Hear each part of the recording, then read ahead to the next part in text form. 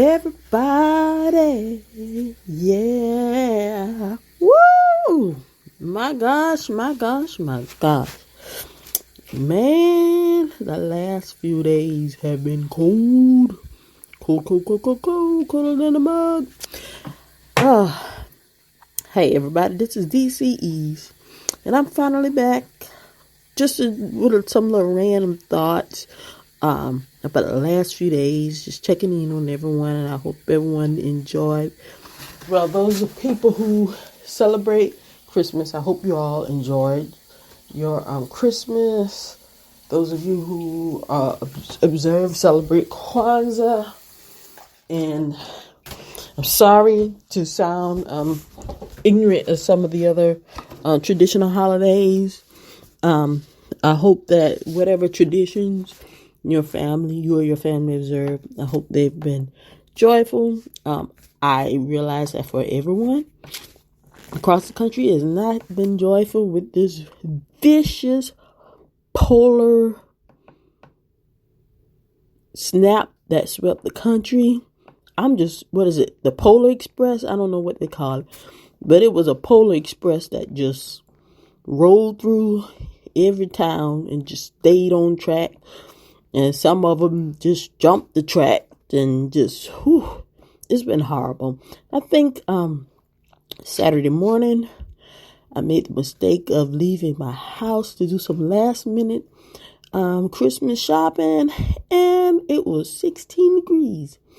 And of course, the wind was blowing. So now where I live, I'm not used to that type of weather. Now I'm used to cold weather in the South, but 16 degrees and by 12 noon is barely reaching 20 degrees, and the wind is blowing. Look, I'll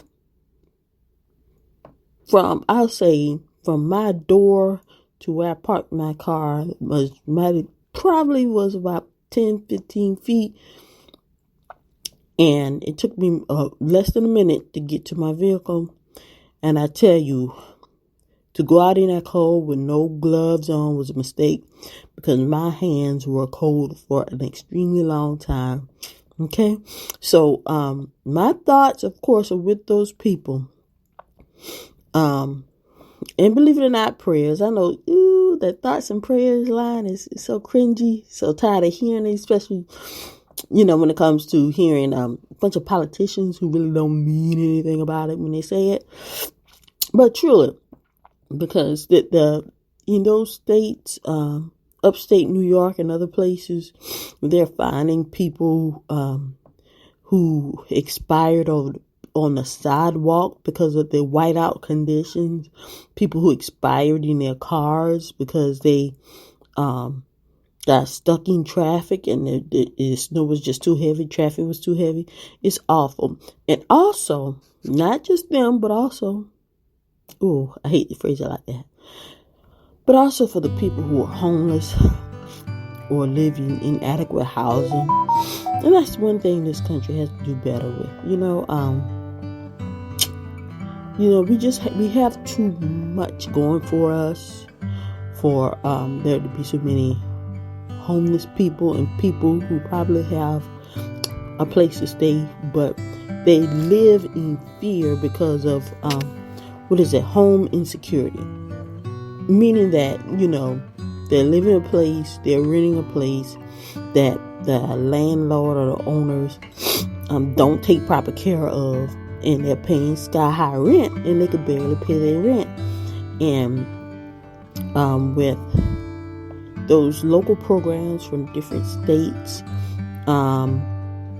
because of COVID, running out of money or stopping taking applications to assist those people who need help with their rent and utilities. Boy. Unless things change when it comes to those people who work hourly wages, receive hourly wages, unless their pay goes up a lot, Um, we already know those rental rates are just going to go up so much. It's going to go up a whole lot. And there were even, and I'm trying to figure out, and it has to be illegal for some landlords to, refuse to work with their tenants. When it comes to, okay, if a person, if your renter is 1 or 2 or even longer months behind, and they want you to fill out the information so that the agency that would help pay the back rent for them could send you the money, what's wrong with that? And I've heard a lot of complaints from people about that. But see, those are those people who, in my opinion, just want those renters out because they want to jack up the prices. Or maybe, sell and they have the right to sell their properties to someone else. But anyways, so I just hope that sometime before, look, I'm almost 50. If I live to be 100, I pray that things change when it comes to housing insecurity in this country. Okay? I pray things change. We have less homeless shelters around than we used to have.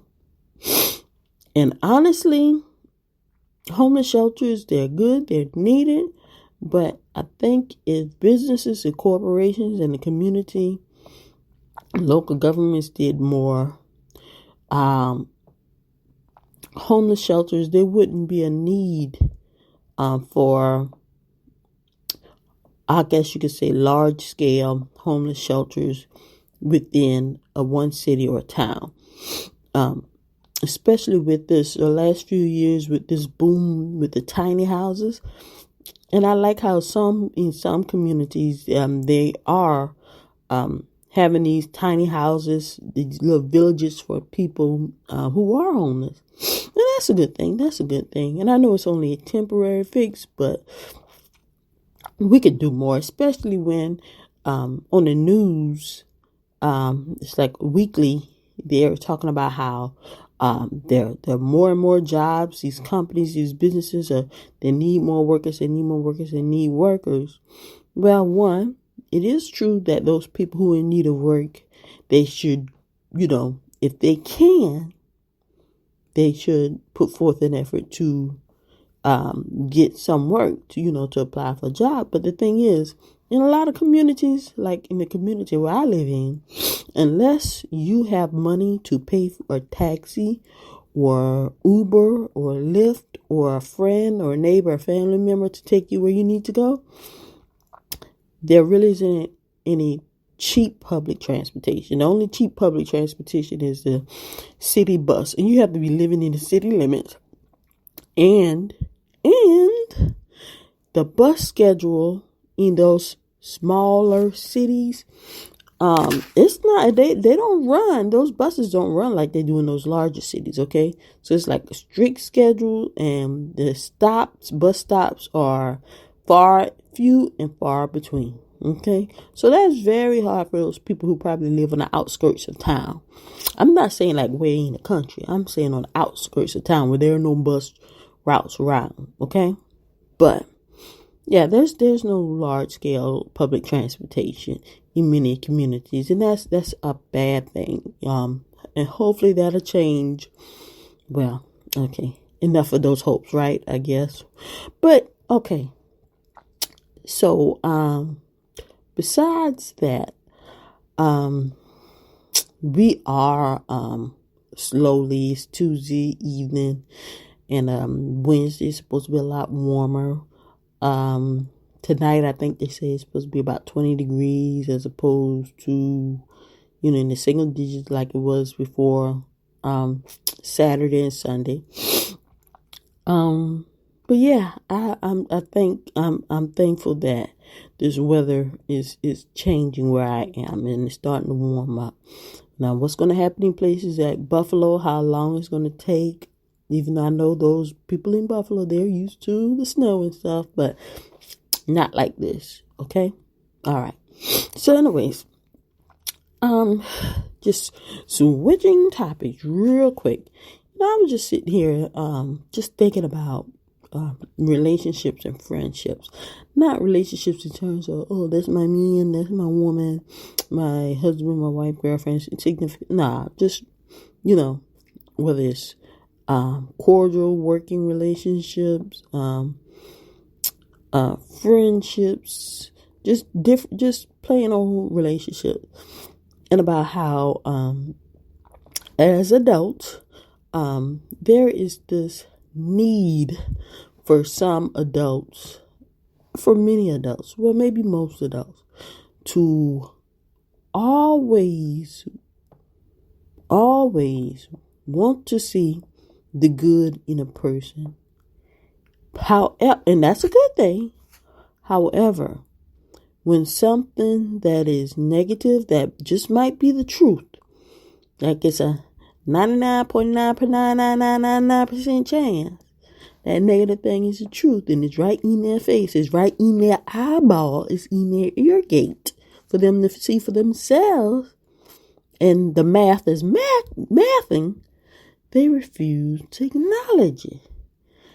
And there is this thing about always wanting to put the blame on who that person surrounds themselves with and who that person chooses as friends and associates.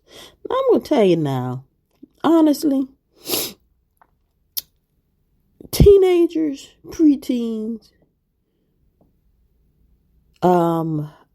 even early 20-something-year-olds, that might work, okay?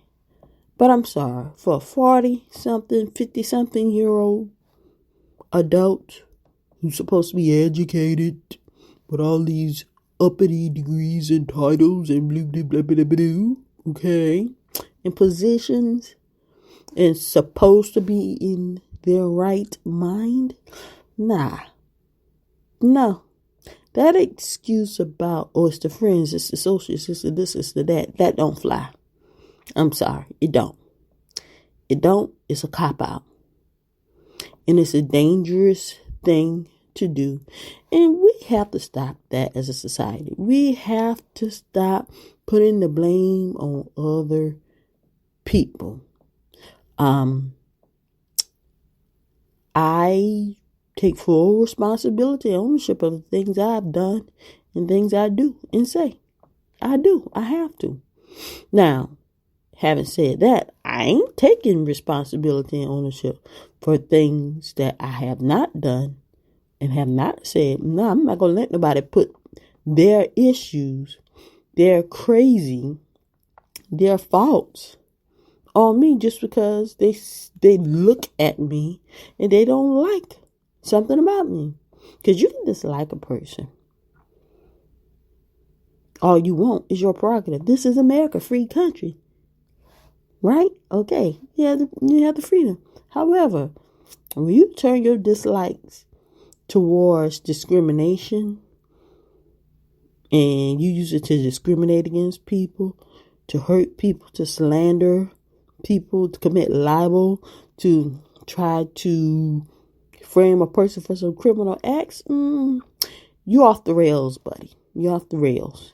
As far as I'm concerned, if the law really is doing what the law is supposed to do, you need to be held accountable. There ain't no way out there. I'm sorry. But anyways, it ain't always the friend or the associate's fault. Okay? And if we think hard enough, and sometimes you don't even have to think that hard, those friends and associates are trying to cover for that person because they know that person is a messed up, deranged, sick individual. But they're doing everything they can to cover for that person. Now, they're wrong because they're enabling someone who could possibly do something heinous. Okay? Because we all know when people don't have any self-control and there's no one trying to stop them or check them, behavior will escalate and it could get physical, downright murderous. Okay? You don't know, you better ask somebody. But yeah, we can't always blame other people for our mess ups, for things we purposely do wrong over and over again. And as adults, especially grown men, I'm not a grown man. I'm sorry, I'm a grown woman. But for grown men to always blame other people for their issues, their problems, or blame other people for their homeboys and for their mentees' issues or problems, no, sir, you can't do that. That's a grown man. That man 40, 50 something years old. He got all this and all that, all these papers and stuff tagged on his name and say he done been through school umpteen amount of years. Is he touched in the brain? If he is, well, that's a conversation between him, the doctors, and the judge. Okay? But you can't always overlook stuff and try to put it on other people. Nah, that's not right. And it's a bad example for the younger people who see this stuff going on and they think, well, if so-and-so get away with it, I know I can. No. It's not a good thing. All right, moving on from that. Women. Some of you women are downright, you might be good looking on the outside, but you're ugly on the inside. And you need to fix your face. Not the face that everyone sees. Now, of course, and not the outward face, but you need to fix your face. Fix your soul. Fix your heart. Fix your mind. Okay?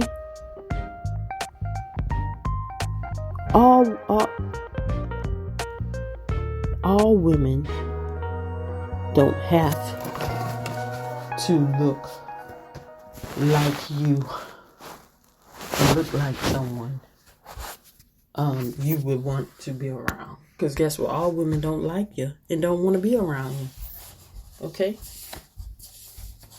And some women, just like some men, can see right through that thing that's on the outside, sitting on the front of your head. Yeah, you might be cute on the outside, but bitch, you're ugly. Fix your face. Talk to y'all soon.